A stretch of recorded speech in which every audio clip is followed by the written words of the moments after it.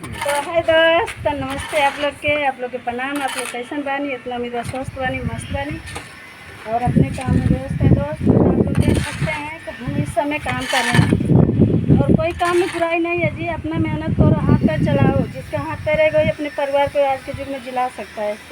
तो आप लोग को पता है, ईटा ले आए, सांस फूल रहा है। तो आप लोग के देख के अंदाज मिल जाए कितना मेहनत करना पड़ता है, कितनी मेहनत से पैसा आती है।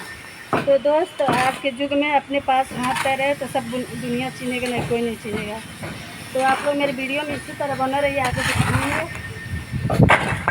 आप लोग को दिखाएंगे कि कितना मेहनत करता है दोस्त। इतना लाते लाते सांस फूल जाता है। तो आप लोग ज़्यादा से ज़्यादा सपोर्ट कीजिए। आप लोग के सपोर्ट की ज़रूरत है, बहुत ज़रूरत है। तो आप लोग हम ये भी दिखाएंगे कि मसाला हम लोग कैसे बनाया जाता है। तो आप लोग वीडियो में बने रहिए इसी तरह। तो आप लोग देखिए, हम मसाला बना रहे हैं।